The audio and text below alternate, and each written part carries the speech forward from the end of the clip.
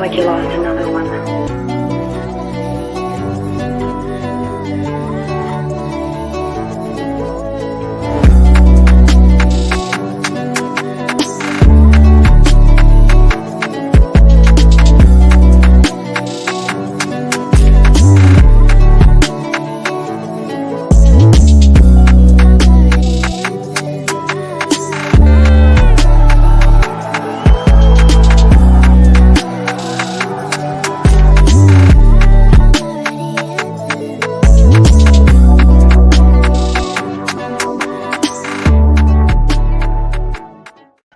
Welcome to the Summer Showcase. I'm Michael Washington. Today I have a special guest and I guess a fill-in for my co-host who is absent today, Randy Schroeder. I'm pretty sure I said that right. Like I asked you last time, right? Yeah, that's impressive that you remembered. Nobody Right. gets that right. Thank you so much for having me on, Michael. Yes, of course. And Randy, just for everybody out there who's not 100% positive or sure who Randy is or where Randy stands with me, anyways, he was one of my favorite interviews that I did last year when I did the Summer Showcase. We talked a little bit about the CEFL, if I remember correctly, with the Copenhagen Towers. You were the quarterback for him. Randy is a multiple-time Mermaid Bowl champion. He's did you win? You win multiple MVPs in the Mermaid Bowl too, No, or was it just one? just You just one. have the one. You just have the one. Yeah, he just has the one where he threw for 789,000 yards and 7 touchdowns or something like that in that game. It was crazy. Like I saw the stats, I was like, wow. I was like, this dude lit it up in the Mermaid Bowl for the Copenhagen Towers. But Randy, thank you so much for joining me, my man. We're going to talk a little EFL tonight. Sounds good. I'm ready, locked and loaded here, Michael, and I appreciate you having me back. I guess I did an okay job if you're having me back a second time. So. You absolutely did, Randy. You absolutely did. And I said, I think I said EFL. I meant ELF, by the way, for all those out there for the show. I said this kind of at the jump, but I just appreciate, the light that you shed on European football is really cool that somebody in the States is following it that closely. So I really appreciate all the work you're doing. And I'm excited to dive in. It's my second year covering the ELF. I'm really trying to learn more about the players, homegrown, the rules of it. Like I'm diving a little further into it more and more, learning on the fly. Like last year, it was a lot of interviews with players, which was awesome and great. I mean, I love interviewing players, and hopefully we'll have a couple of guests, some more guests onto the show moving forward through the summer. But this year has been more of like the gameplay and learning a little bit about the players, not just the American imports. I want to learn about the homegrown imports too, because or the homegrown players and the European imports, because they're just as important. Because let's be honest, they make up the majority of the league, and there's some really good talent out there. So that's primarily the main reason why I was really excited to bring back the Summer Showcase for the second season. We also expanded too, Randy. I don't know. Sorry, not to cut you off, but I don't know if you know that, but we did. I told you pre-show we did the Summer Showcase overtime, which I have Zach Bronkhorst, who's the quarterback for the Milano Seamen, and then we do a Summer Showcase Northern Lights, which is for the CFL. We cover the CFL now too. Yeah. Okay, that's awesome. I did not know that, so I'll have to check that out. Yeah. That one runs a little bit later on the East Coast. We do that one 10:30 p.m. on the East Coast because Sam is my co-host on that one, and he's Mountain Time, so we're a 2-hour time difference there. But you can always catch it on the Shady Sports Network on YouTube. Hit the subscribe button, hit that little dingy, make sure you get the notifications for whenever we're on as well. All right, Randy, first and foremost, I wanted to congratulate you off air, but I want to congratulate you again on your retirement and a new dad, of course, so that's exciting. Congratulations on all of that, my man. Thank you. I appreciate it. It's we were talking before, but I don't have 4 girls. I only have one. So my hair is not too on fire yet, but I'm sure it's getting there. We want 3 or 4. We'll see. But it's a huge blessing. It's a lot of fun, and retirement is weird, but still trying to stay involved in the game as much as I can over there. Well, thinking about staying involved and shedding light on European football, let's talk about the action this past weekend, because there was 8 games, which it seems like they're going to be rotating. It seems like 7 one week, 8 another. The three teams getting a bye week in 1 week. It just seems really weird, or at least that's what it was through the first 4 weeks. But there was some really, really good games this week. A lot of actually really good games this week. There were. I mean, you could probably start with the marquee game of the week, but the Paris Musketeers Rhine Fire game. I mean, that was a good game. And that was kind of the most talked about game, I think, going into the week. Mhm. But then there's some other big storylines, like how many new quarterbacks did we have in the league this week? And watching the Raiders Ravens game, or the Thunder and the Vikings, just a lot of new players, a lot of new faces at the most important positions too. Madrid, so Warclaw. The list goes on. So there was a lot of shakeup in the league, but it made for a very interesting week. I think at least just reading online everything that people, I think the biggest gripe about the league has been the competitive imbalance. And I mean, how good were the games this week, just as far as competitiveness? So I think the league is starting off strong this year. Yeah, and I feel like there's been a little more parity across the board with like competitive games. I mean, obviously, we still have had several of our normal blowouts and stuff because the league is very German and Austria driven. Like it's very much it's centered. They've been playing football, American football for ever, and they kind of have a one upsman on some of the other franchises that are outside the country, but teams like Paris, teams like Madrid, they're really putting a staple on what they're doing, which is impressive considering how they're both fairly new. I mean, they're not fairly new, how they're both newer franchises. But the amount of level that has been upgraded amongst some of those teams, like Stuttgart went from worst to almost first last year. So they're finding ways, and I think that that's the most important thing. It's just a matter of finding the right coaching staff, the right front office, and getting the right players to come in on import level. We will touch base on the quarterback talk as we go through the last week because there is some questions I want to ask about that because you played in the league, you played with Stuttgart as well. But the Ryan Paris game, is there anything out of this game where Ryan, beat Paris 19-14 that kind of surprised you a little bit? Because there was a little something that surprised me in this game here. Well, I think everybody wants to talk about the fall of Brian Fire this year. And to me, I just don't. I'll give it a couple more weeks before I press the panic button. I mean, it was inevitable at some point they were going to lose a game. So them going into Madrid and losing, I will always want to see teams bounce back. And that's what they did. To go on the road in Paris and be down like they were in the second half and come back, I thought showed a lot of resiliency on the road. Now, there's a lot of things they got to clean up, but with that coaching staff, I mean, that's probably the best coaching staff in Europe uh, when you look at everybody on that staff. So I have no doubt that they're going to figure it out. Um, it'll be interesting to see what they do to adjust, but I thought the fact that they won on the road after a disappointing loss in Madrid showed a lot about their team. Yeah, I think the one thing that surprised me the most was both these teams being under 20 points. I think when I predicted this game, I predicted it to be kind of like a firework heavy type game. I know that they both have really solid defenses, but I just kind of expected that Ryan maybe.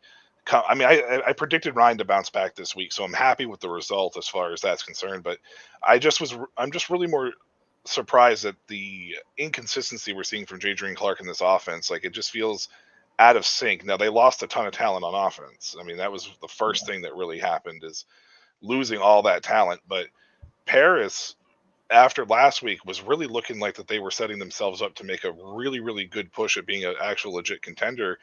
And to come out and put 14 points, they can't be really too happy with this, even though it is against the Fire. Especially how the game started, right? I mean, Right. they were kind of lighting it up in the first half and especially the first quarter.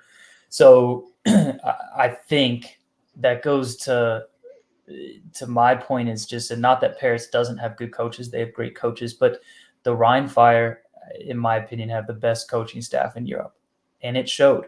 I thought that the adjustments they made in the second half on defense, especially, did they shut out Paris in the second half? I believe. I believe so because I think it Yeah. was. I think at the halftime it was.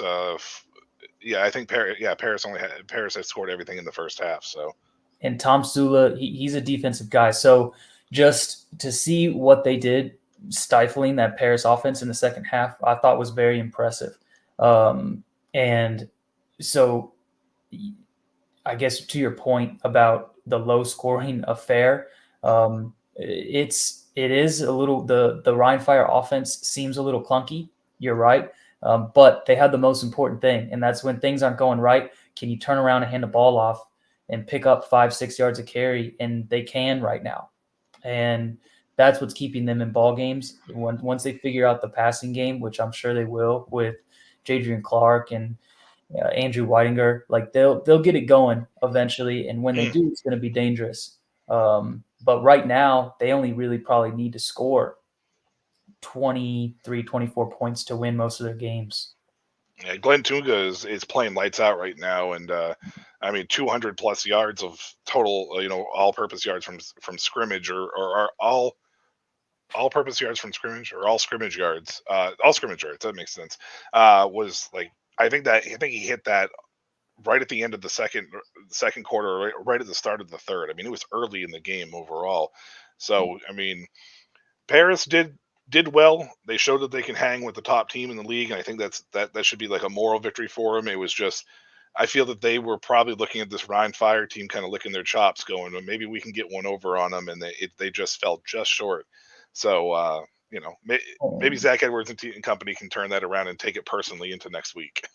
yeah, you hope so. And they had a chance at the end. I mean, Hmm. if they drive down and score on the last drive there, we're talking about a different. Then everything literally is on fire for Ryan, right? And Paris is the team to beat. So that's how close this game was. Yeah. Speaking of another close game, this one actually may have shocked some people, but the Madrid Bravos Yeah. and the Cologne Centaurans. Isaiah Weed was a guy going into the year that I didn't really know a ton about. I was very unsure because I didn't know a lot about him, and he was coming up from the GFL 2. I know that he played in the GFL 1, and I just was like, I didn't know what to expect. The defense of this team is actually really solid. It was the offense that I was questioning. The offense kind of hung with Madrid in this game, considering Madrid's defense looked like that they were the fastest and best defense in all of ELF last week when they played Rhine. Come in and give up 24 to the Centaurans. I mean, it's only 11-point victory when this game felt like it should have maybe been a little wider of a gap, or at least to me, maybe. Yeah, you're right. I think there's some uncharacteristic things after watching Madrid for a couple weeks play lights out on defense for them to give up that 70-yard run, right? Mm, Just some things that were a little out of sync for them on defense. But what I thought was extremely impressive, having played quarterback, is the fact that Stephen Duncan comes in on probably a Monday or Tuesday, learns the playbook, and then goes out there and plays the way he did. He was efficient. He distributed the football. I thought he was really impressive on third down. He didn't make any horrible decisions. If you watched, there was a play they were going in. They were in the red zone. They ran like a double moves, either sluggo or hitch and go. Receiver was kind of open, kind of not. If he's more comfortable, probably in 4 weeks, he probably takes that shot. But he didn't know where his receiver was going to be. He's only thrown with them for a couple days. He takes off, runs, I think picks up 4 or 5 yards. But you could just tell um, he was not going to lose that game for him. And that's what you need to do when you're playing Cologne. So they put up enough points to win. I thought that was impressive. The other thing that's impressive is it's real easy to have a down week coming off of the biggest game in probably, or the biggest upset in maybe the league's history. And yeah. you're a new franchise, and you lose your quarterback, and your backup quarterback's playing the second half, and you go and beat the reigning champions. It's really easy to have a down week the next week. And so I thought I was actually pretty impressed with Mm. Madrid to come out with kind of everything they had going on and still beat Cologne, even though I know they should have won. I just thought that was impressive. I think the timing was right for Madrid here because they didn't allow the upset hangover to snipe them, but it was very close. I mean, Cologne definitely was very tough in this game, but to get Stephen Duncan, I mean, I'm a Panthers fan, and I admitted on the show last week that I felt like it was a hasty move. I felt like it was very much done in like a haste. It's not what a franchise that is looking to try to become a legitimate franchise at the top. Um, those kind of moves shouldn't be being made by those franchises if you want to get there. No. And the worst part about it is this Panthers' first 4 games were brutal. I mean, they're absolutely brutal, and yeah, the Duncan had a late turnover in week 2 when they should have beaten Stuttgart, and he didn't play that great in a game where it was a backup quarterback. I get that, but it was Vienna. It's not like you were playing, Vierfar. No offense to Vierfar by any means, So it just felt like it was done in haste, and I don't know. I think it's great for Madrid. I feel awful for Chris Helbig. I interviewed him last year, and he's a fantastic, dude. And it sucks seeing anybody get hurt like that. But good for Steven Duncan. I think he had a chip on his shoulder, and he wanted to prove that he belonged. And they staved off the upset-minded Cologne team. But I'm impressed with the Centaurans, very much Yeah. so. Me too. And I think Isaiah, like you were saying, Isaiah Weed, I think he actually played in Denmark too. Might not been in my time, but yes, a former Danish quarterback as well. So it was cool to see him play well, and he kept him in that game. No, yeah. In a game that I think most people thought they were going to lose by a few scores. So good quarterback play. It was just a fun game to watch. I was kind of flipping back between that and a couple games, and that one was just it was just an entertaining game. It was probably one of my more fun ones to watch for sure. This week as well. This Madrid Bravos defense, I know they gave up 24, in this game and whatnot, but they have probably the fastest sideline to sideline linebackers I think in the league, because their lateral speed is insane. Man, so I played in the ELF 2 years in 2022, and our first game was against Barcelona. Well, Madrid has all the best Barcelona players, not all, but a lot. They took like 75% of those players. So, man, that was a fast team, though. Fast team. I remember one play. I drop back to pass. We throw like a shallow cross, and it gets tipped at the line of scrimmage. Defensive end, Alejandro, I think is his name, but he's a beast. He's playing in Madrid right now. Tips it, I think, to himself, picks it off, runs it back for a pick six, and no one was even close. I just was like, what the heck just happened? I went from throwing a shallow cross to it turning into a pick six. That never happened. So, yeah, they are a fast, talented team for sure, and they play hard. Coach Woodard over there, the defensive coordinator, he has those guys playing hard, and it's fun to watch their defense run sideline to sideline like you're talking about. Yeah, it stood out to me as the difference maker in the Rhine game, and you saw flashes of it in Cologne, this Cologne game as well. It was just the straightforward run that ended up stopping that, giving them up a big run, a big play there against Cologne. Berlin and Vienna. This game, Jacob Sullivan, to me, and I've been on record saying it as far as I'm concerned, Sullivan to me is an MVP candidate right now. I mean, I know this team is, I think they're at 500 or just below 500. I don't remember off the top of my head right now, but he's just playing lights out. The Berlin is one of the highest scoring teams in the league. They lose this game 25-20 against Vienna, but again, this is Vienna. We're talking, quarterback killing the teams that Vienna just seems to, you play Vienna, you lose, and then you get released, essentially, is basically what's happening. Luckily that didn't happen this week, but Vienna, another tough team. They had a new quarterback this week as well, with Sheldon Epler coming over from the LFA, and the Fundadors, which by the way, Randy, I do a show covering the LFA as well. Of course you do. Yeah. It's called the Spring Showcase. It's a spinoff of the Summer Showcase as well. But yeah, so Sheldon Epler looked decent. Same thing that we've seen with some of these new quarterbacks come in and have a couple days, throw around the ball, because it's not the same. Like, I don't think a lot of people realize that they don't practice every day over there.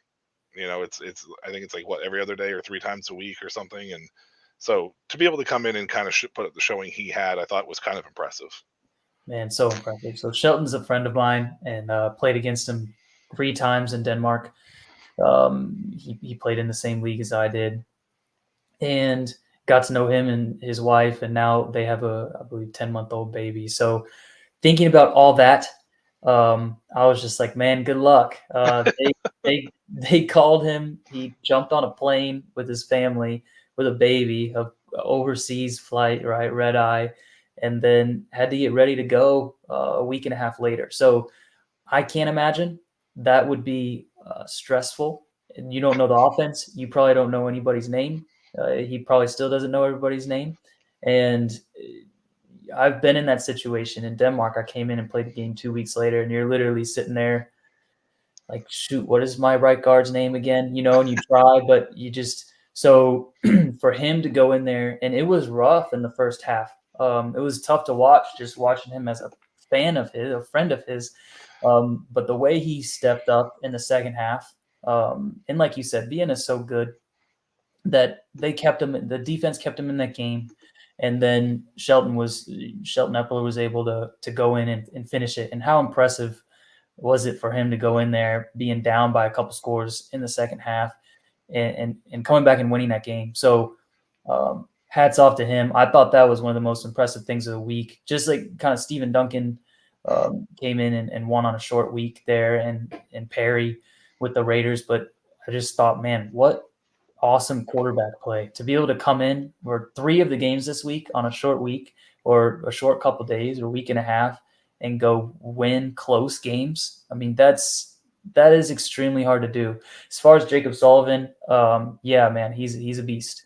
I didn't get to play against him. I'm glad I didn't have to. But he is a he's very comfortable and he's very decisive, and he's I use the word twitchy. Like, he's just a twitchy athlete. He's a twitchy thrower. Like, when he puts that back foot in the ground, it's coming out. And when he decides to take off, he takes off, and he seems to always make the right decision. Obviously, I'm sure he's kicking himself because they had the ball late and didn't score. But he is, I don't want to say single-handedly because Kyle Kitchens is playing lights out as well. But Yeah. um, he's making Berlin competitive this year, at least compared to what they used to be. So hats off to him.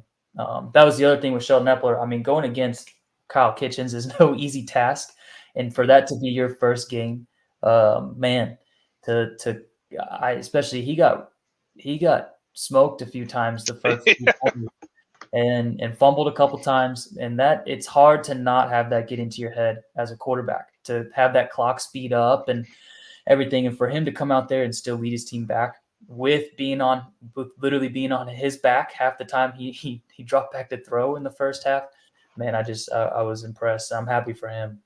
Yeah, Kyle Kitchens was actually one of my interviews last year. He was my only and first and only so far non-quarterback interview coming out of the ELF. So I'm hoping to get more people on in that fun. But Kyle's a great dude, and he's an absolute monster. So anytime that you have to deal with him on that side, like you said, is definitely something that it's something as a quarterback you're not looking forward to, right? Like, it's absolutely not. You have to know where he is every play. And I think maybe that's what's tough when you have a new quarterback come in. It's hard to also game plan for that. You're just trying to get up to speed with knowing how you call different plays. And so I don't know if it didn't seem like they had a great plan for him in the first half, for the first 3 quarters. And you got to do something for him, though, teams going forward. You got to figure out a way to double team him, way to chip him, get the running back involved, get the tight end involved, run at him, sprint away from him, all that stuff that Vienna sometimes just lined up and said, good luck, Shelton. So, hopefully teams' offenses figure that out, or it's going to be a long year for quarterbacks. But he's so talented. I'm a big Shelton Epler fan. He's my favorite quarterback in the LFA. I was rooting for him, even though I'm a Warclaw fan, to be successful over there in Vienna. I think it was a great signing. I even went on record to say that I think he's better than Ben Holmes. I don't know. I got some flack for that, but I think he is. But he had a sensational year with the LFA. And to me, I personally gave him my vote for MVP for the LFA. Not that it necessarily means anything, but his stat number was insane over there. For anybody out there who doesn't know what the LFA is, it's the Mexican American Football League down there in Mexico, and it's good football. It's on YouTube. You can hit it up, check it out as well. Helvetic took on Barcelona. As we mentioned, Madrid has kind of stolen 75% of this team, 75% of the national Spanish team as well. So Barcelona looks like they've been a little outmatched. They ended up getting a W here. Levi Lewis played fairly well. The defense stood up. For me, it was a little bit disappointing from Helvetic's side. It was a great game. I mean, it was 14-12. It was just low scoring. Because Carlton Aiken came out on fire, or looked like he was going to come out on fire at the beginning of the year, and this game felt like a missed opportunity for Helvetic. 100%. I think looking at just like the box score, you're looking there and you're going 320 yards compared to 187 for Barcelona. 50% third down efficiency and 25% for Barcelona. How in the world did we lose this game? Mm-hmm. And I don't know. I mean, there was a lot of upheaval with the team this week. I don't know if you saw that or last week, and you just wonder how much that plays into the psyche of people. I'm not sure, but they got a lot going on there in Helvetica that's non-football related, Yeah. and hopefully they can get it together, because they obviously showed that they can at least hang with some teams and really should be winning some of these games. Yes. Yeah, and Carlton Aiken's a good quarterback. He's athletic. He's very well. I think this was the first rematch of the year too, if I remember correctly, because I think these two played week 1 as well. So, Levi Lewis is. I love Levi Lewis. He's a fantastic player. It's just it feels like this Barcelona team has not been able to find a way to be able to make up for all the talent they lost to Madrid. So the 2-2 though. I mean, you coming out of the first 4 games 2-2, you got to be happy about that, especially with how ugly it looked in week 3. But kudos and hats off to Barcelona for another tough win, because this is their second close win like that on the year. So. I mean, they're hanging for a chance at a playoff spot, right? So at least in the Central Division, they're only game behind the Surge, which nobody's comparing them to the Surge. But like you said, they're 2-2. They're at least giving themselves a shot to be competitive down the stretch. We'll see once they get into a few more of these games, especially in conference. But like you said, they have a talented guy back there slinging it and running around, and that's kind of what they need at this point with the offensive line they have. But he's getting the job done. Yeah, and improvement. That's all you want to see from some of these teams is improvement every year. Warclaw, Frankfurt, 10-20. This Panthers team is so confusing to me. Yeah. I interviewed Coach Dave Christensen before the season. We did it a month before, or a week before training camp, and I felt like there was a good solid roster build. He explained and broke down how he broke down the roster, and I feel that there was a lot of hasty moves that have been made, and we didn't get a chance to see Matt Cole with Stephen Duncan, and then you cut Stephen Duncan and activate Matt Cole the following week, and now he's got John Urbe. Who is a veteran of European football, but you scored 10 points. Frankfurt's a good team. Luke Zaraka, Mark Castle, they're fantastic together. But you go out and put up 10 points. Yeah. That was one of the things you were upset about with Stephen Duncan, and yet here you are putting up another dud. And Stephen Duncan's going on to win games with Madrid. So maybe I got to be a little more patient. I don't know. I'm just baffled by this Panthers team so far. I mean, they had a brutal first 4 weeks, but yeah. Tough to be patient as a fan when your team isn't patient, right? So right, yeah. That's kind of the good teams in this league are, and that's what I hope they figure out. I've been in the league. I understand what it's like, only playing 4 games. So it's cutthroat, and it's weirdly cutthroat in that it's week 3 or 4, and you're maybe making improvements. Maybe did Stephen Duncan play the best 2 games of his life the last 2 weeks? No. But sitting there looking at this game, if you watched it, you were probably thinking, man, if they would have kept Steven Duncan, I wonder if we would have won this game. Yeah. So it just seems like it did seem like a weird move. It seemed like give it another week or 2 or 3, or at least get to the bye, whatever. Like let's try and let this ride a little bit more, especially with a guy who's been in camp, knows everybody, knows the plays. I just don't get it. I don't get it with a lot of teams, but that's just the reality of the ELF. I don't know when it will change. This is a much deeper conversation. It probably will when there's some multi-year contracts and guaranteed money and that sort of thing, but that's not where the league is at right now. No. So yeah, as long as for right now, this is just the reality we live in. And as a fan, you're a fan of the Panthers. It's got to be super frustrating. Well, I understand that the A import quarterbacks are all on 1-year deals, and there's really no, job security by any means. There's no longevity, guaranteed to any of these guys. It just, I saw what happened with Christian Strong last year with the Raiders T-roll, and 6-2, they basically said that he wasn't a championship caliber team. They brought in another quarterback after the break, and they still didn't make the championship game. So it's like, so what was the point? And then you see what happened with playoffs, Michael. I don't know. I think they missed the playoffs too. I think they missed the playoffs. Yeah. And then on top of that as well, like you see what they did with D'Angelo Fulford this year, after the second week, like, and Steven Duncan played well enough with Stuttgart. They were down by 3 late in that game. Yes, he was responsible for the fumble that ended up putting the game out of reach, but you were there and you were driving. Like, that's all you can ask for. Yes, it was a mistake.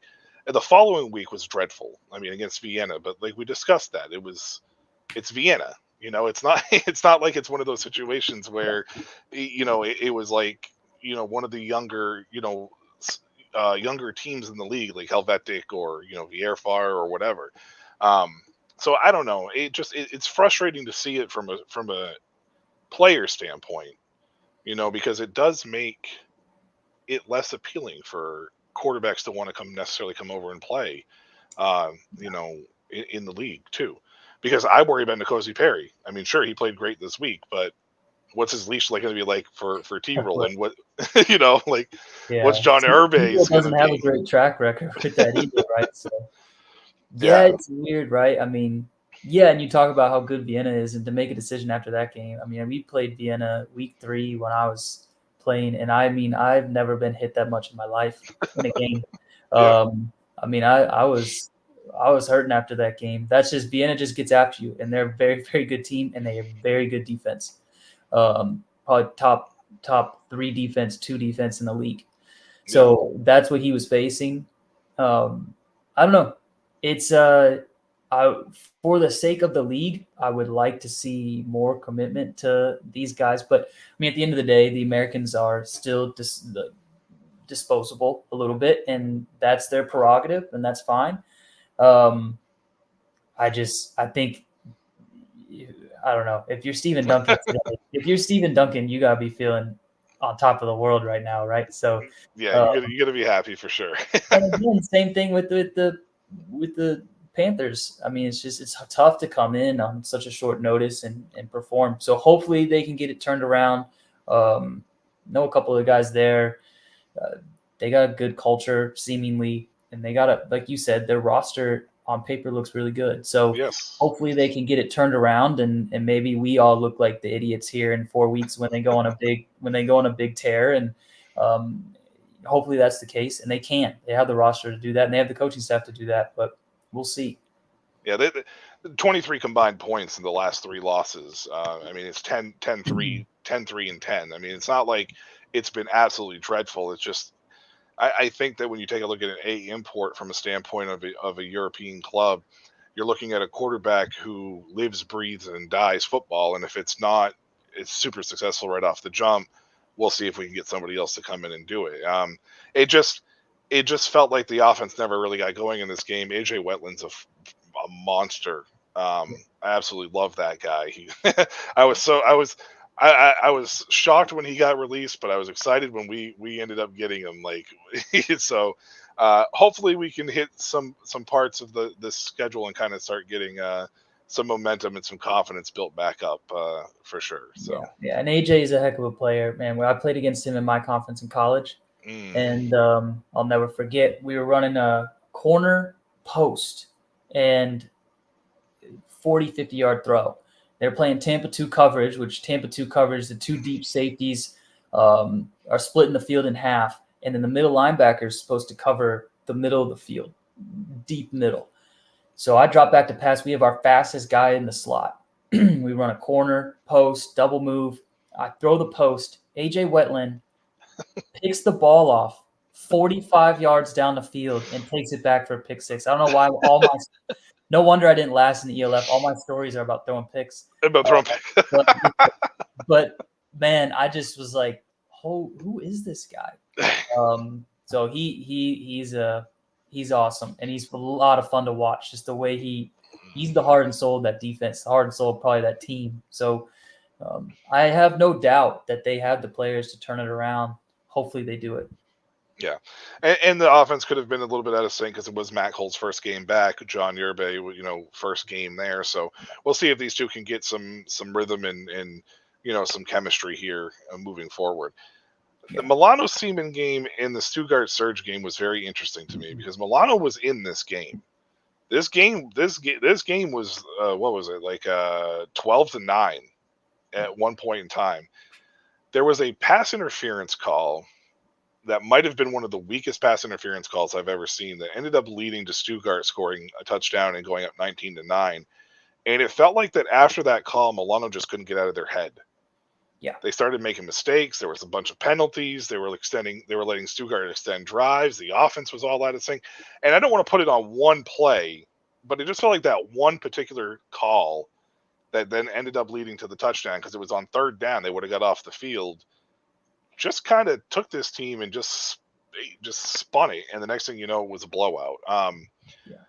Milano had some issues at the beginning of the year. They still are struggling a little bit here, but they did bring in the second all-time leading rusher in ELF history, which is hopefully good. I was surprised to see another A import at running back, to be honest with you, but I don't really have much to say about this game. This was just Stuttgart being outclassed. Yeah, and it's tough. So when I played in Copenhagen with the Towers, we were perennial. How do you say that word? Perennial. Yeah, there we go. Yeah. Perennial. There we go. Yeah. Say that 5 times fast. I barely said it right the first time. So we had a very good team. That's what I'm trying to say. And every year we were always kind of the team to beat. We were playing in championships. And so when you played some teams that you were supposed to beat, and it wasn't supposed to be close. Like last year we were playing a game, the Aalborg 89ers. They got a decent team, but we were supposed to win. And we got down, they were beating us 20-0 in the second quarter. And then we scored. And we scored again. And you could see just one thing went wrong, and you smelled blood in the water. And I think for these types of games, sometimes for the Surge and playing as a superior team, it's hard to kind of get up for these games, right? Because you should win. And then as Milano, you are throwing everything you got at this game. And as soon as it kind of goes south, then you realize like we're screwed. And you just can't get into that headspace. And part of that's on the culture for sure and coaching. So you can't go there. I know it's tough, but you just can't. I've been on teams like that, and it's just a tough place to be when you feel like, hey, we're in this game, and we shouldn't be. But and then something happens, and you just see everybody kind of around you get dejected. So I'm sure that's what happened after that pass interference call that shouldn't have been called. It's just kind of like, oh, here we go, So.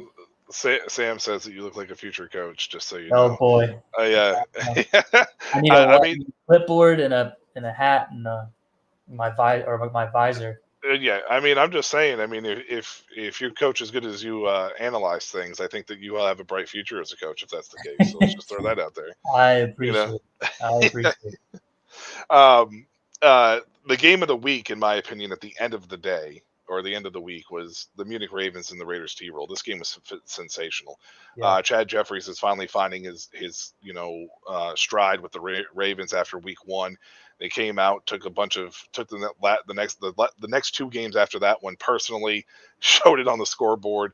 Came into this game, I picked them to win because I thought the quarterback change maybe a little too much, but N'Kosi Perry played really well for the Raiders, and they ultimately came out with the victory. But the T-roll defense is what really stood out to me in this game. I know, again, it's a 29-26 game, but this defense kind of showed that if they can get an offense that can match them, they are pretty much, you know, um, a team to contend. Really.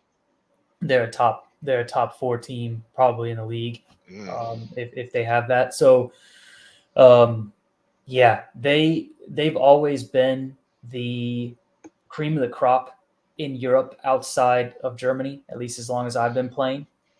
And they just have a great program. Obviously, some weird decisions with with import quarterbacks, but they obviously seem to have hit this one right. And to see that last drive and kind of that last second touchdown throw, um, Mm. it'll be it's hard to not overreact, right? And say Right. like Of course. Yeah. this is a championship team right here. I want to see how they do going forward, but man, if that's how good they're going to play, having a new quarterback, that's only been there a few days, then the sky's the limit for the Raiders. And then on the flip side, uh, I don't want to be too hyperbolic here, but the Ravens, they got to turn the ship around. They got to turn it around quick. And I know it's a tight division or tight conference, but it's going to get real loud here soon. It already Well, was after week one. I mean, they're 2-2. The team looks like that they're kind of. I think the problem with the Ravens was the hype surrounding this team, right? Like coming into the year, the hype was through the roof with them, right? Like Paris had the hype, Munich had the hype. You didn't hear as much about Rhine, you weren't hearing as much about Stuttgart, and I think that a league like this, like you have to still go out and prove it, right? Like you still have to go out and show that you can do it, and Munich it's a second year franchise. It's not like this is a franchise that's been around for, or in the ELF for, years and years now. So to have that kind of hype surrounding them it was interesting to see just because of um there was still Vienna, there was still Stuttgart, there was still the Raiders, there was still Rhine, right? Like talk about the top four, like every year you have to figure that those are the top four teams until they're not, right? Right. And I think with the way the league's set up, it probably will come down to that rematch game the last week of the season. If you're the Ravens, you got a tough game coming up with the Surge. But then after that, I'm just looking at the schedule here. You got Barcelona, you got Helvetic, you got Milano, you got Prague, you got Mm. Barcelona again, then you got Helvetic. So um, no, nothing against those teams, but the Ravens should win those games. Mm. And then you're looking at a team that's competing for a playoff spot, and the last game of the season is the Raiders Ravens, but they're playing in Munich. So you talk about, I'm getting way ahead of myself, but I think that'll be a huge game for playoff contention. If the Ravens don't implode, which they shouldn't, not with the coaches and the players they have. Yeah, for sure. And again, this was the game of the week for me. I was excited to see what happened with them, I'm excited to see both these teams moving forward. I am interested to find out, what is it going to be for Nkosi. If he comes up against Helvetic and falls flat on his face, will they cut the cord, or is it going to be another? You know what I mean? Like, Yeah, how long is his leash with T-roll? That's always my question. with the Raiders, he might win the rest of his games, but he steps the wrong way on a field or something. They cut him like they did Christian Strong last year. So yeah, I hope not, and I'm just joking. Hopefully, he can be the guy that Yes. they stick with because they did have somebody for a long time, and I think that's probably what they're trying to chase. Was Sean Shelton was just a legend there. He's a legend when I played. I played against him a couple times, and he was their guy. He was there. He was the staple of that franchise for years, and maybe they felt like they haven't replaced Sean, and that's what Yeah. they're trying to find. And at least in my opinion, so hopefully Perry's that guy. Yeah, and the other thing I said last week is that it seems like a very odd obsession with Sean Shelton.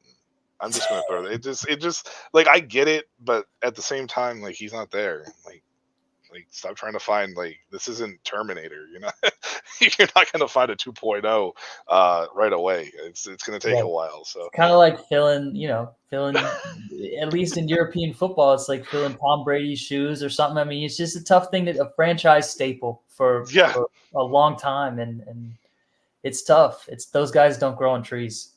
no, they do not. And to close out the last game of the week here, Prague versus Hamburg. Prague looked like they were getting geared up to get their first win ever in the ELF. They were awarded a win last year, but that is not the same as actually going out and getting a win. Um, I've liked pieces of what I've seen from Prague this year, but overall, this team seems to. I don't know if it's just because they had such a rough and turmoil filled off season or season last year that bled a little bit into the off season. I like the rebranding. I like the new uniforms. I like all that. It's just this team doesn't seem to be consistent enough to put it in. And Hamburg, Javarian Smith, I really like Javarian Smith. Yeah. Uh, he's a little green. It looks like he's got some improvement, some things that he can improve upon. But overall, I really do like him. And Hamburg ended up pulling this out. And I think this was just a tale of a team knowing how to win and a team not knowing how to win. That's exactly what I was gonna say. It's just you get a team like Hamburg, that's been in a championship game before. That those homegrown players have been in big games.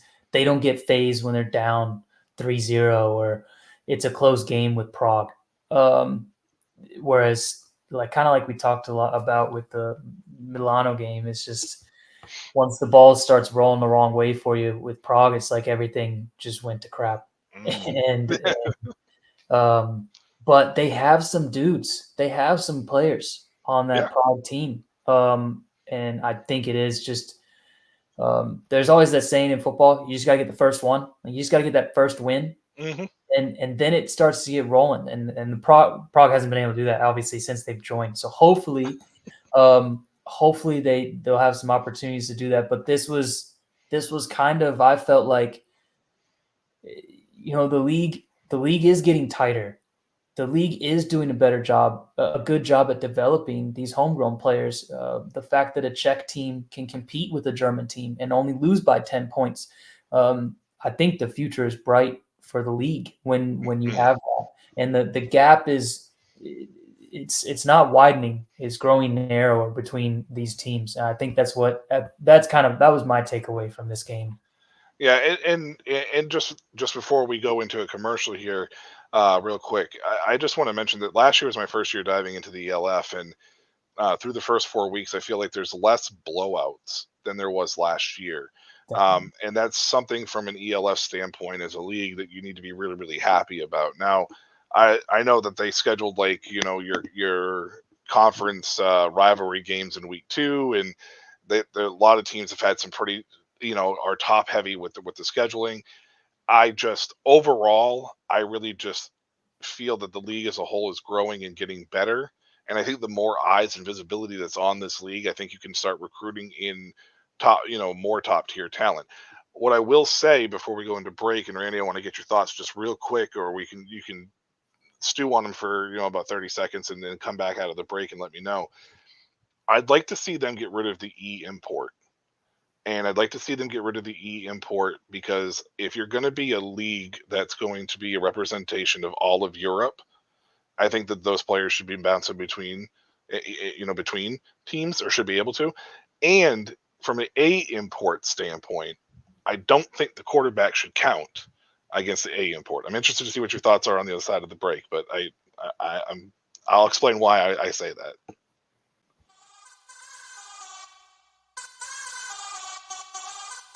This is current. It's the card my parents used to pay me for mowing the lawn, running errands, and doing well in school. This is the card I used when we got the idea to make our own clothes. And we spread the word, drove downtown, and sold everything we made. This is the card I use to do the things that really matter. This is Current. Visit current.com and download the app for free today. Welcome back from the break. Shout out to Current. Thank you again for being a sponsor, and shout out to Shady Sports Network for giving us a platform here so we can discuss ELF, European League of Football as well. Before the break, I told Randy that I feel like the E import should go, and the A import should apply to non-quarterbacks only, because you reduced it to 4, and you have a quarterback that you bring in. I don't think it should count, but first and foremost, the E import. What's your thoughts on that one? First of all, last time I was on the show, there were no sponsors, so look at you, man. That's awesome. Current, go check it out. Go download the app. That's awesome. Thank you, man. Yeah. So I'm switching on this one.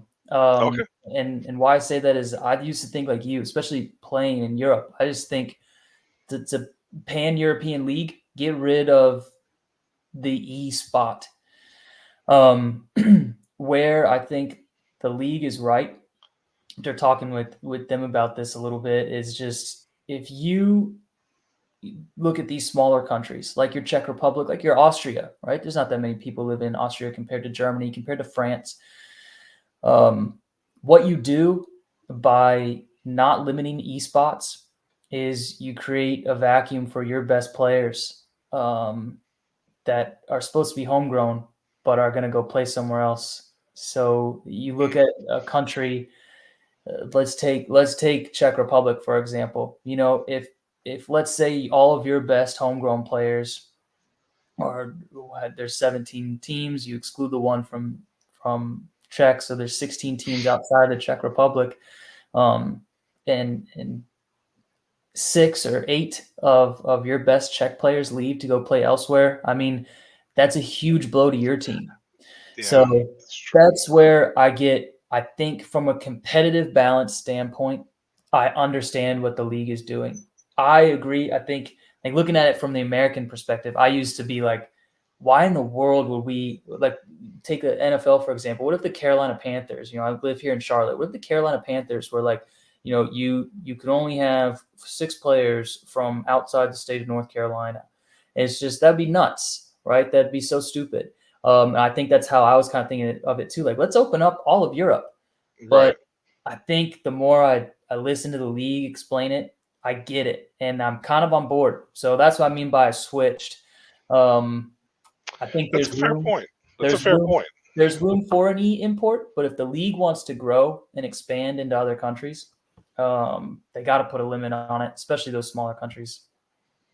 That's a good point. I actually new perspective that I actually didn't actually think of or look at it. I just looked at it more from a standpoint of like college football. Like I was looking at it from a standpoint of like, you take a look at Alabama for years, and they just hoarded all these offensive line and all these running backs, and like the transfer portal wasn't around, so you couldn't just enter the transfer portal and go play for another team, right? You had to sit a year, you had to do all that stuff.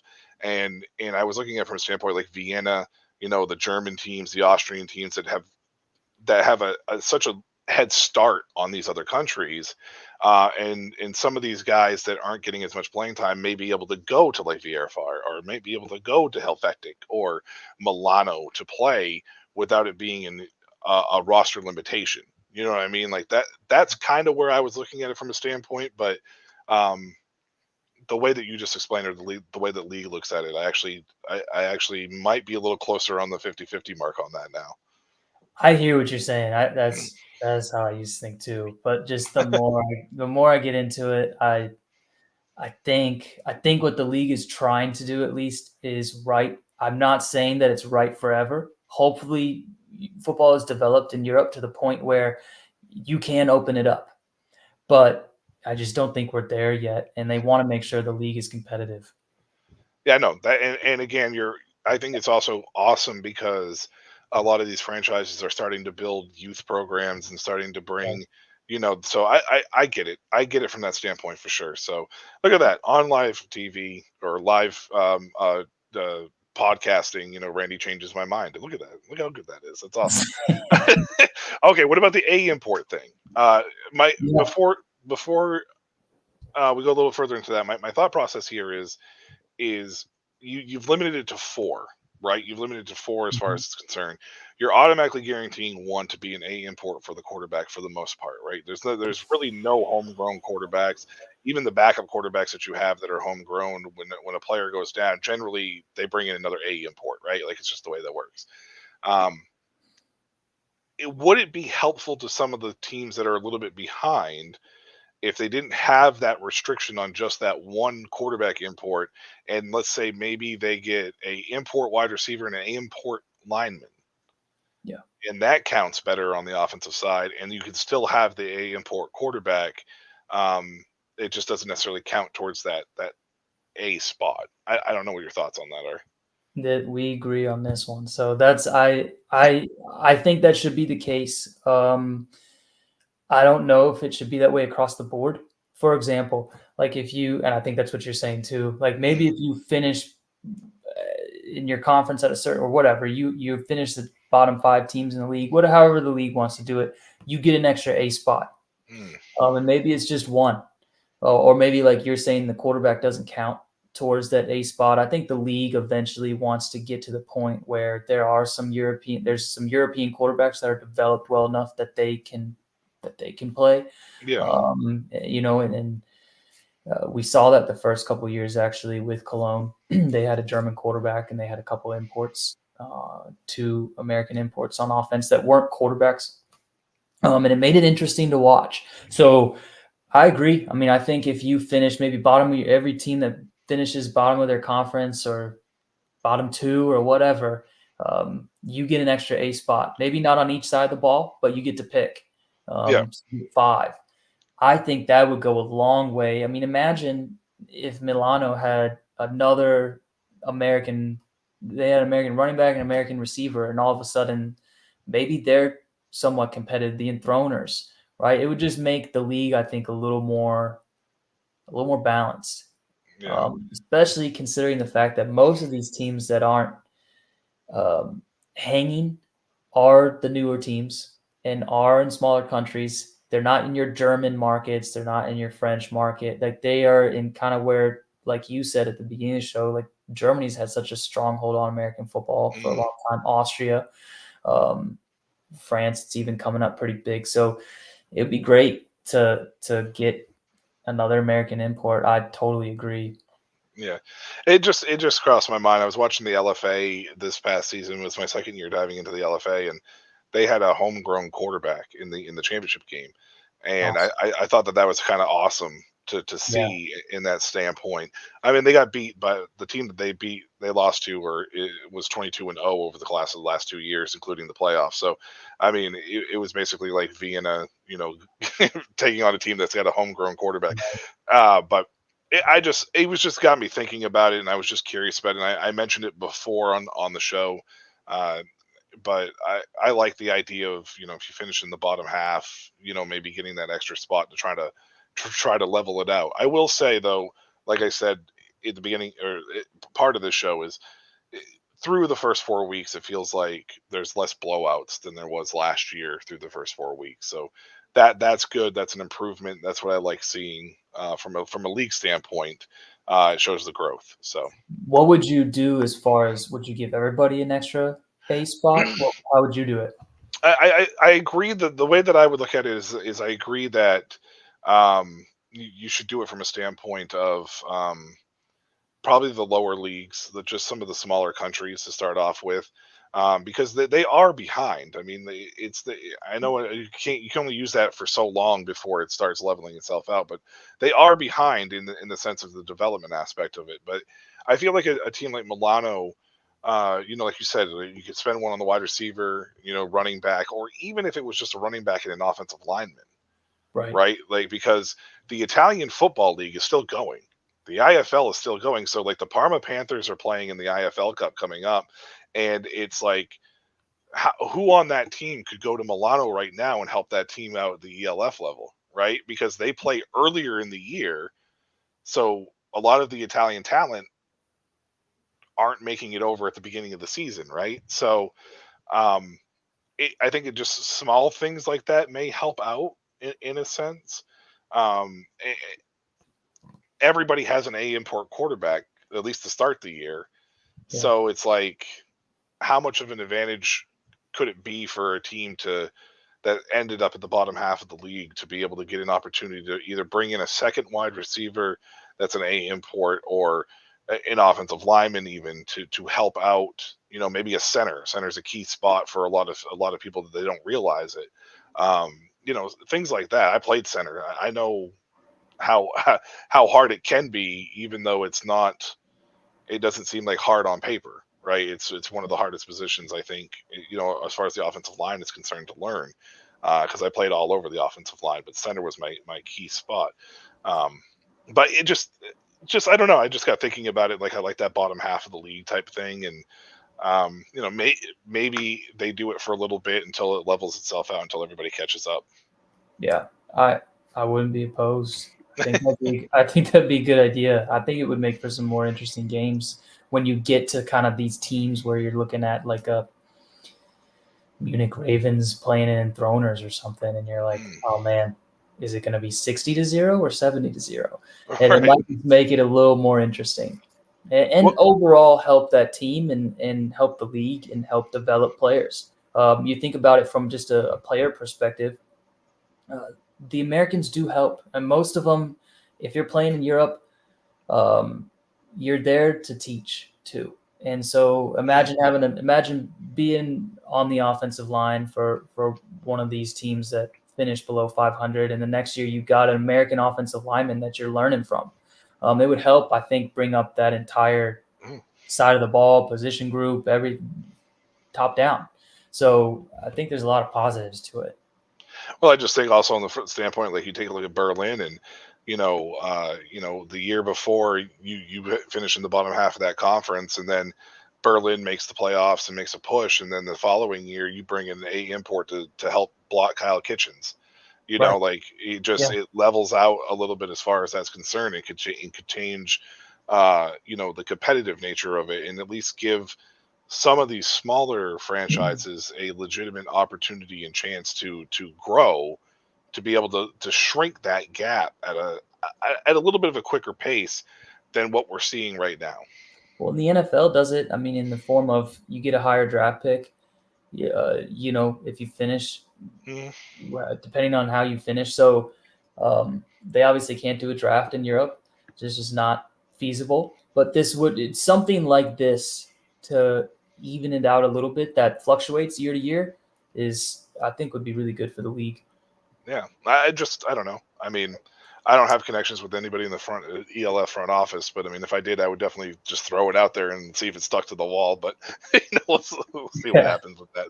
All right, 6 games actually on the slate, so very, very short amount of games this week. What does that mean? 6 games is 12, so there's 7 teams on? No, 6 teams on bye.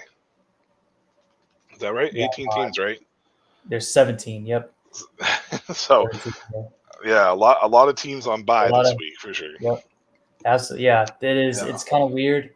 Yeah, it's weird how they do it. I guess you got 3 games Saturday, 3 games Sunday, and I'm not in the whole scheduling thing. The way they can schedule international competitions with stadiums and everything that goes into it, and TV and everything. So I'm not going to get into all the why they did it, but yeah, I think obviously Saturday. There's a few storylines. One is, like you said, let's see how Perry does against Helvetic. I don't know why. I just think they'll probably win by a good margin. Yeah. And then, I think, like you said, if they can really get things going, they're top team in the league. And then the Stuttgart Surge Munich Ravens game. I mean, that could have the potential to be a barn burner. So that'll be fun to watch. Yeah, that's the game of the day on Saturday, and the game on the day on Sunday is Rhine and Berlin. I'm excited to see that game. as well. Let's start with Milano and Barcelona real quick, because this Yeah. is this interesting situation where we talked about Barcelona. We talked a little bit about how this team has kind of struggled so far this season. Milano's had their struggles. They had a pretty tough schedule at the beginning of the year. Switched of offensive coordinators. It looked better last week, and then it kind of got away from them with Stuttgart.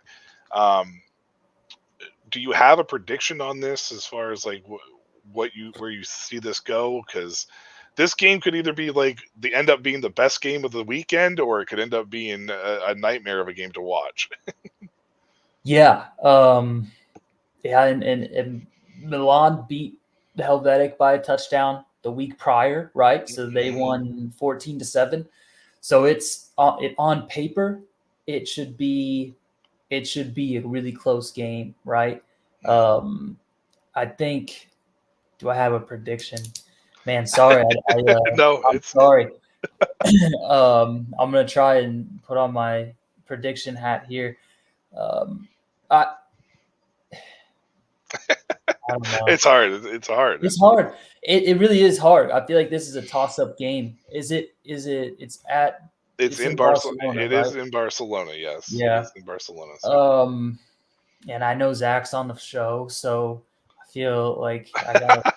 He'll tell you don't feel obligated to do it, because I did it week one, and he's like, oh, don't pick us if he's like, don't pick us if and I'm like, well, no, I think, whatever, and he's like, no, just don't do it because of bias or whatever, and I was like, I didn't, but I mean, sure. I picked against him the following 3 weeks, so I mean he's very well aware, but yeah, don't. But you're right. But you're right though. I mean, Milano's got to be licking their chops. I mean, they came off a rough start to the season as far as the schedule is concerned, and they got to be thinking this is a kind of get right game for us. I know Helvetica is in there, but they're going to be geared up to go, especially after embarrassing loss. I'm going to take Milano. I just think that the psyche of it a little bit here when you go and get embarrassed by the Surge, and not that anyone's expecting them to win, but you get blown out like that, it should be a huge motivating factor to come out the next week and put your best foot forward. And then on the flip side, Barcelona's coming off a huge emotional win. I could see them stepping back a little bit. So give me Milano. Yeah, I have Milano in this game. I'm going to save a score prediction for tomorrow night when I do it in overtime, because I'm not prepared to write these down. Normally, I write these down and run with it. But I'm going to say Milano too. Barcelona seems to have Helvetic's number, so and Milano beat Helvetic, and I know that doesn't necessarily mean anything because it's football. It's any given Sunday, but it just seems like it. I've predicted 21 and 20 the following 2 weeks for Milano. Zach said he would love to score 21, so when I do a score prediction, it'll probably be right around 21 for him, because I think they can get there. Because they technically would have gotten there against Helvetic, but kicking game was a nightmare, which is a different story. I don't know if you heard the show. I credited the kicking game after week 1, and then weeks 2 and 3 were absolutely dreadful. So I feel like I jinxed those. Yeah, as I was saying, nobody wants you to talk good about their team then, I guess. Yeah. Yeah, so I should probably stop doing that too. Yeah. Maybe that's the reason why the Panthers have lost 3 straight. I don't know. The Raiders team rule taking on Helvetic. I mean, you had said that you figured that this one's probably going to be kind of not so pretty. Yeah, I think you give Perry another week to learn the system. He did all that without, again, probably knowing many people's names or the city or where the best restaurants were, or what time practice was. So give me Trio in a pretty convincing win. Yeah, I think so too. I feel bad for Carlton Aiken. I'm glad that he's still out there balling out and doing his thing. I really like Carlton. It's just I just think Helvetic team is the odd off season, the ownership change, all that other stuff that they've had going on. A lot of turmoil surrounding this team, but if they stick with it and they could find a way to be solidified, I think things can settle down. But 2024 won't be the year that happens. And when he's feeling down, he can wake up, look outside, and go, I live in Switzerland. So that's not Yes, exactly. Stuttgart and Munich. This game, I'm interested to see what you have here because bad. Yeah. this is the kind of games that we like to live for, right? This is it right here. This is tough for me because the Surge right now, I think right now they're my favorites with the way they're playing. I think they're playing better than Ryan Fire. I think I agree. it is a long season, so I'm not saying that. I'm saying right now, if you ask me who the front runner is to be 2024 champions of the ELF, is the guard Surge. But give me the Ravens to bounce back here. With that, all that being said, I don't know. I think that, like I said earlier, the Ravens are they're a scrappy team, and they're coming off a loss, and they did get some things going last week. I thought against a good Raiders team, and it's in Munich. They always show out fan wise, so give me the Ravens. This is a game, and we mentioned it before with the Panthers on the show. This is a game where the Ravens need to prove that they belong, right? The hype surrounding them. It's against a team that we consider to be in the top 4. You just said that they might be the best team playing right now. This is a team that Munich needs to come out and make a statement in this game. I agree with you. I think this is a bounce back game for Munich. Chad Jeffries is hitting his stride. This Ravens offense looks good. They also just brought in was it Munich that signed Malik Stanley, I believe. Really? I believe it was Munich. Let me double check that. If that's the case, then that's a great signing. I do have it. I think it was Munich that signed with the. Yep.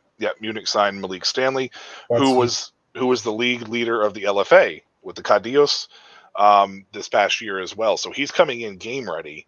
It's just a matter of what can he have for the system to speed up with. But that could be a deadly combination between him and Jeffries for sure.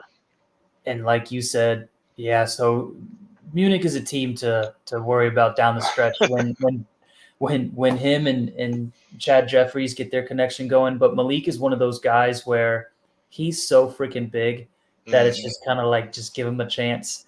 So I'm sure Chad Jeffries will do that early and often. He's a very talented guy, fun to watch. So yeah, give me the Ravens. Yeah, I got the Ravens as well.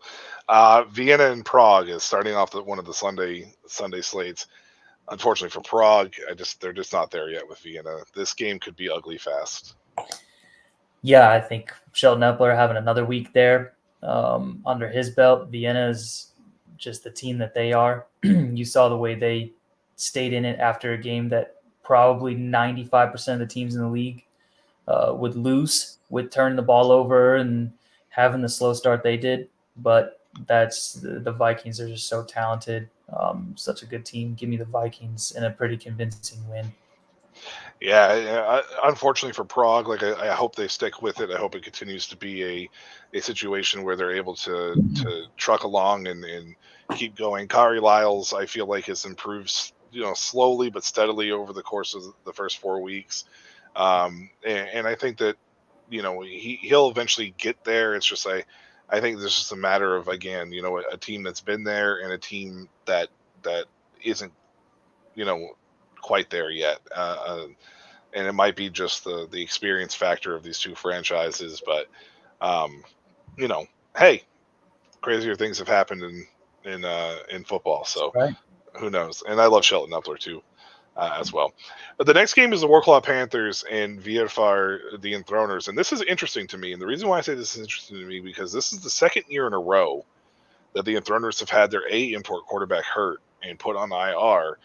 And they're sticking with the homegrown quarterback because I don't think that they have brought anybody in that I have seen to take over for Jack Mangill. Now, Matej Hegedus has shown flashes.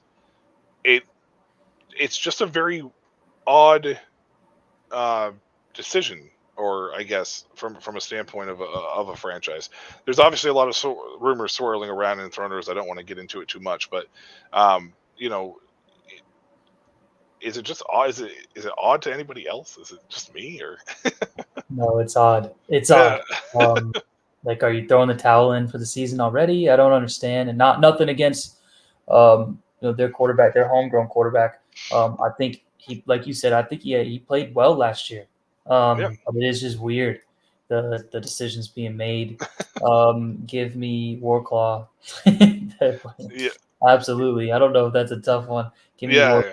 Maybe if you predict the score on that one, that's an extra bonus. Yeah. Okay. Well, I'll predict the score on this one. Actually, to be honest with you, I actually hit I hit the Vienna game week 1 on the No way. nose. There you 43 to go. 8, 43 to 18. I hit it on the nose first week. Yeah. You need Yeah. to figure out. You need to get some sports betting action going on here too. What I For the- should have done is I should have played Powerball that week. Is what I should have Yeah, absolutely, done. absolutely. And if This the Enthroners win, then everyone on that team should too. Yes, I agree. I think the Panthers are going to win this game. I just think there's talent imbalance across the board. I think John Urbe getting another week there, Matt Cole, they can kind of work on their chemistry together. Um, it's probably going to be ugly, unfortunately for VFR, and maybe it's a confidence booster for Warclaw to get back on the right track, but. I don't know if we'll see a 50 burger, but it's probably going to be close. I'm going to say I'll predict a score for you here. I'll say 47 to 10. In this Okay. one.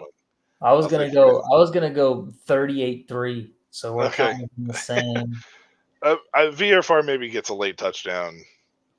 When it's Yeah. a basic defense. Out there. What is it? Prevent. The Yeah. prevent defense that only works on Madden. It doesn't work in real life. I don't know why teams still play it. Yep.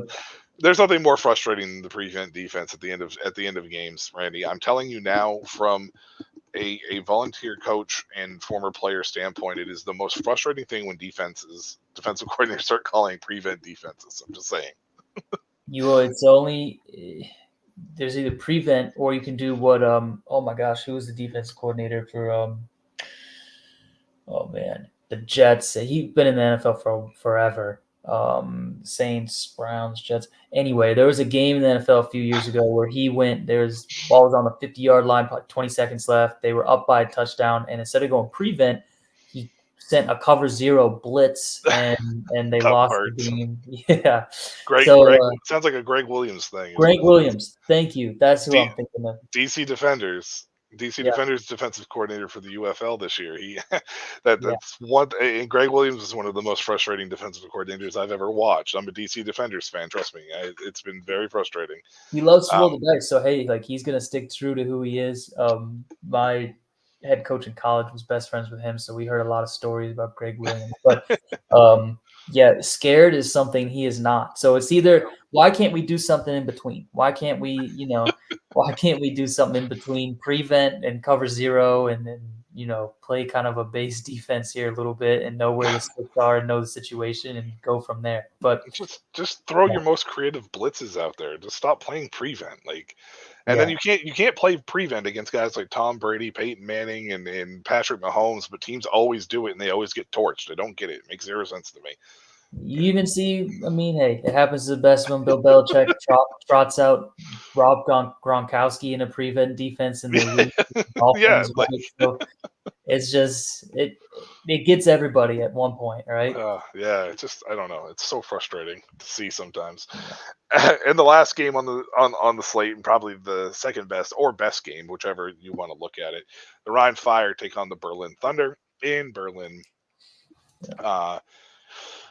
Talk about a brutal schedule for the Thunder. Yeah. I mean, I can click on this as far as the weeks were concerned for Berlin. It was Vienna last week. They played VFR, which was probably their easiest game. Oh, they played Prague too, so maybe it's not as. Maybe I'm thinking of Frankfurt. And then who did they open with in week 1? The Panthers. The Panthers, yeah. So I guess it wasn't as brutal as I thought. Maybe it's Frankfurt I'm thinking of, but maybe they're getting into the heart of their schedule now. But Rhine, man, we discussed it. Is this a potential here where Berlin kind of makes that, that statement win that we talked about Munich with Stuttgart? Is it possible? Sullivan's playing great. Like I said, for me, he's in the MVP candidacy, talk right now. But what are your thoughts? I think that the best thing you can do as an offense when you play a team that gets after the quarterback so well is be able to run the ball. And Ryan Fire did that last week. And Glenn Tunga is very hard to stop, and he's the best running back. He's the best running back in Europe for sure. So if they can take that recipe and stir it up and bake it and cook it for this week against Berlin, I think they win this game. I think it's a good game, but I think they win this game. I don't know. I don't know if Berlin is there yet. That was my takeaway from the Vienna Vikings game, was you go and you play a quarterback as great as Shelton Epler is, that just got there, and you have them dead to rights, and you don't put that game away. Ryan Fire puts that game away, probably. So that's where I don't know. Ryan Fire goes into Paris and they're losing in the second half, and they come back and win. That's a team that's been there, done that, and I could be wrong, but give me Ryan. I don't think Berlin is there just yet either. I don't think it's the same as like the Munich Ravens, right? I think the Munich Ravens might be just a little bit ahead of where Berlin is at this point. Maybe Sullivan's going to be the key factor in this game. I'm going to beat this dead horse all year until he's like completely out of this conversation, because with the way that his mobility is, if Ryan falls asleep at all or doesn't have a spy on him, Sullivan he'll cook you. Like it will happen. So I'm very curious with the way that we've seen slips and cracks with this Ryan Fire team, if they're going to be able to maintain that discipline on keeping Sullivan in the pocket. If they can, I don't think Berlin stands a chance. If Sullivan's allowed to create, though, this game could surprise some people. I'm picking Ryan. I'd like to see Kofi get a little more involved in this offense, because I feel like that it's been kind of like I haven't heard his name as much as I have like I did last year. So I'm hoping that maybe he gets a little more involved in this offense. But I'm predicting Ryan, but I think this might be the closest game on the 6-game slate for the weekend. Yeah, I agree. Unless Ryan Fire's real pissed off after the last couple of weeks, everybody Right. doubting them when they come out, because I think they should win this game. But if Berlin wins this game, it is time to put the microscope on Ryan Fire a little bit. So, in my opinion, not that Berlin is not a good team, but it's just there's going to be some interesting storylines that come out of this game. So it'll be exciting to watch. And like you said, I mean, Jacob Sullivan is a championship quarterback. He's been there, and he's really propelled this team to where they are, in my opinion, where Berlin is considered like this game, maybe the last couple of years, would be just marked off as a win for the Ryan Fire, whereas we're hesitant on it. And that is because of Sullivan. But Berlin is also the team that I feel like this is a very similar season to what they had last year, where it was kind of inconsistent to start off with, and then by the time that we hit the mid-season point to the end of the year, they ended up making the playoffs, and actually they were the team that I think ended up keeping Raiders T-Roll out. So if Berlin can do that same thing with Sullivan there, they will be a very tough out in the playoffs. Yeah. So that's me getting ahead of myself, but I think this team is actually a playoff caliber team. So it just be where are they going to be in that ranking, right? Are they going to be in that top 4, or are they just going to be on the outside squeaking in like they did last year? So we'll see what happens. But I got Ryan in this one for sure. So, and in order to do that, they got to, if what you're saying, then they got to win games like this, right? They got to beat Ryan Fire, and they got to beat Vienna at home later in the season to be in that conversation. And so that's what we'll be watching for. You got to beat the teams that you're expected to beat and go 50-50 against the teams that you don't know if you can beat. That's pretty much the way it needs to go. And Berlin has the team to be able to do that. It's just going to be whether or not they do. Yeah. All right. I don't have anything else on the slate, Randy. I don't know if you had anything that you wanted to throw out and discuss real quick. Anything like that?